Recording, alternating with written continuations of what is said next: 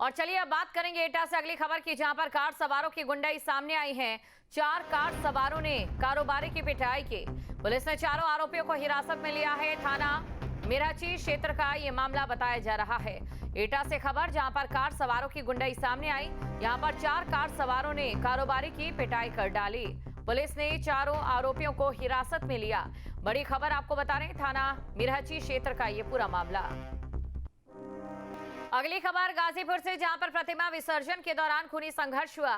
BDC सदस्य को 3 गोलियां मारी गई है और बीडीसी सदस्य गंभीर रूप से घायल को वाराणसी ट्रॉमा सेंटर रेफर किया गया।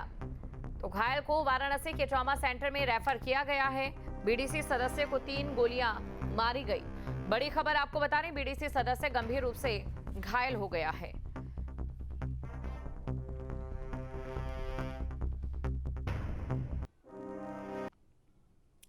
और मिर्जापुर के धर्मांतरण केस में मुख्य आरोपी इमरान को दिल्ली एयरपोर्ट से गिरफ्तार किया गया था। वो विदेश भागने की कोशिश में था। यूपी पुलिस उसे ट्रांजिट रिमांड पर मिर्जापुर लाई थी और इस दौरान पत्रकारों ने इमरान से साजिश के मास्टरमाइंड का नाम पूछा तो उसने 2022 में समाजवादी पार्टी के टिकट पर नगर पालिका अध्यक्ष का चुनाव लड़ चुके सतीश मिश्रा का नाम लिया। सपा नेता का नाम सामने आते ही राजनीतिक गलियारों में खलबली मच गई है। कुछ कहोगे अपने सफाई में? कुछ कहना चाहोगे? क्या हुआ जो आरोप आपके ऊपर लग रहा है? गाड़ी बढ़ाओ, क्या फंसाया जा रहा है? राजनीतिक रंजिश कौन कर रहा है राजनीतिक रंजिश? कौन कर रहा है राजनीतिक रंजिश? कौन है, नाम बताइए। सतीश मिश्रा सपा का। नहीं, सतीश मिश्रा सपा का। आगे। और बीजेपी के राष्ट्रीय अध्यक्ष चुने जाने के बाद पहली बार मथुरा दौरे पर आए नितिन नबीन ने सीएम योगी आदित्यनाथ की जमकर तारीफ की है। कहा, यूपी में जिस तरह से विकास हो रहा है उसके लिए योगी जी को बधाई देता हूं। वाराणसी, अयोध्या और मथुरा में योगी जी सांस्कृतिक विरासत को आगे बढ़ा रहे हैं और इस पर भारत के सभी सनातनी गर्व महसूस करते हैं। 2027 का भी समय आ रहा है और जो हमारे इस देश में एक ऐसी ताकतें भी काम कर रही हैं जो हमेशा इस देश को बांटने में, काटने में और विश्वास करती हैं, इस देश के संविधान को अपमानित करने में विश्वास करती हैं। हमें उन ताकतों से भी लड़ना है। चुनाव आते ही ये ताकतें फिर से जीवित होती हैं। कभी संविधान की दुहाई देती हैं जिन्होंने संविधान को तार-तार किया, कभी वो लोग भी घूम रहे हैं जिन्होंने इस राज्य के विकास को हमेशा धत्ता बताते हुए केवल अराजकतावादी लोगों को आगे बढ़ाया। हम लोग भूले नहीं हैं कि बंदूक की नोक पर भी उत्तर प्रदेश की सरकार चलती थी। 2027 के चुनाव की दृष्टि से भी आप सब कोई कमर कस लीजिए, क्योंकि उत्तर प्रदेश जिस प्रकार से विकास की पटरी पर तेजी से आगे बढ़ रहा है, कुछ लोगों को पसंद नहीं आ रहा है।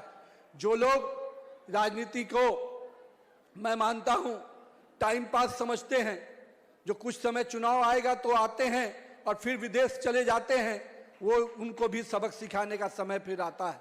इसलिए 2027 के चुनाव के दृष्टि से भी मैं कार्यकर्ताओं से आग्रह करूंगा, अपने बूथ को मजबूत कीजिए।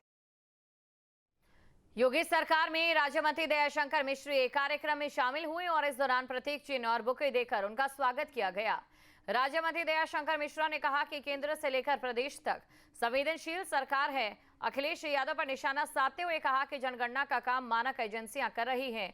देश की उपलब्धि पर विपक्ष की भूमिका आलोचना की नहीं होनी चाहिए, उनके साथ खड़े होना चाहिए। सरकार अगर कहीं कोई कदम ऐसा उठा है जिससे लोगों को परेशानी हो रही है, समाज में अगर लोगों को पीड़ा का भाव है, सरकार संज्ञान लेगी। बहुत ही संवेदनशील सरकार प्रदेश से लेकर केंद्र में है और एक ऐसा विषय है और इसको यूजीसी जैसी संस्था ने लागू किया है, तो उसकी जो कमियां हैं उसको दूर हो किया जाएगा। और मैंने आपसे कहा ना, कोई कदम ऐसा बढ़ता है और लगे कि नहीं इसमें कुछ कमियां हैं जिसके चलते लोगों में नाराजगी है, तो सरकार बहुत ही गंभीरता से इस विषय को संज्ञान ले रही है। और केंद्र सरकार ने वर्ष 2026 के लिए पद्म पुरस्कारों की घोषणा कर दी है। राष्ट्रपति ने कुल 131 पद्म पुरस्कारों को मंजूरी दी। केंद्रीय गृह मंत्रालय के अनुसार इस सूची में 2 लोगों को संयुक्त रूप से पद्म पुरस्कार दिया गया है, जिसे एक ही पुरस्कार माना गया। इस बार पद्म विभूषण के लिए 5 और पद्म भूषण के लिए 13 और पद्मश्री के लिए 113 लोगों का चयन किया गया। दिग्गज अभिनेता धर्मेंद्र और केरल के पूर्व मुख्यमंत्री वीएस अच्युतानंद को भी पद्म विभूषण मरणोपरांत से सम्मानित किया गया है। इसके अलावा प्रसिद्ध वायलिन वादक एन राजम और वरिष्ठ न्यायविद केटी थॉमस भी पद्म विभूषण से सम्मानित होंगे। पद्म विभूषण पाने वालों में प्रसिद्ध गायिका अलका याग्निक, अभिनेता मम्मूटी, उद्योगपति उदय कोटक, विज्ञापन जगत के दिग्गज पीयूष पांडे मरणोपरांत और टेनिस खिलाड़ी विजय अमृतराज शामिल हैं।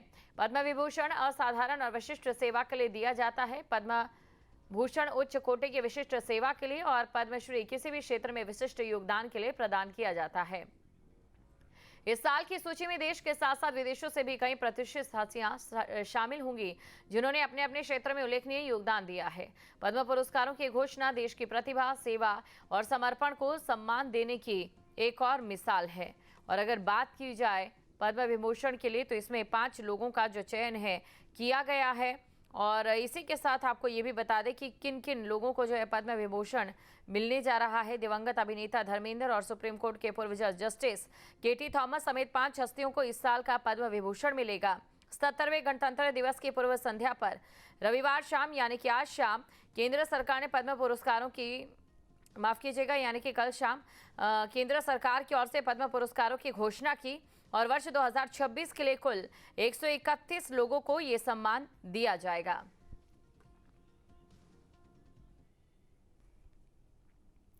और चलिए अब बात करेंगे एटा से अगली खबर की, जहां पर कार सवारों की गुंडाई सामने आई है। 4 कार सवारों ने कारोबारी की पिटाई की। पुलिस ने चारों आरोपियों को हिरासत में लिया है। थाना मिराची क्षेत्र का ये मामला बताया जा रहा है। एटा से खबर, जहां पर कार सवारों की गुंडाई सामने आई। यहां पर 4 कार सवारों ने कारोबारी की पिटाई कर डाली। पुलिस ने चारों आरोपियों को हिरासत में लिया। बड़ी खबर आपको बता रहे हैं, थाना मिराची क्षेत्र का ये पूरा मामला। अगली खबर गाजीपुर से, जहां पर प्रतिमा विसर्जन के दौरान खूनी संघर्ष हुआ। बीडीसी सदस्य को 3 गोलियां मारी गई है और बीडीसी सदस्य गंभीर रूप से घायल को वाराणसी ट्रॉमा सेंटर रेफर किया गया। तो घायल को वाराणसी के ट्रॉमा सेंटर में रेफर किया गया है। बीडीसी सदस्य को 3 गोलियां मारी गई। बड़ी खबर आपको बता रहे, बीडीसी सदस्य गंभीर रूप से घायल हो गया है।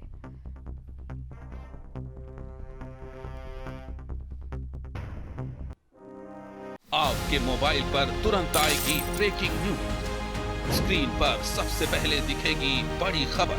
देश दुनिया की हर खबर एक जगह। अब आपके मोबाइल पर तुरंत फटाफट इंस्टॉल कीजिए न्यूज नेशन ऐप और रखिए खुद को अपडेट।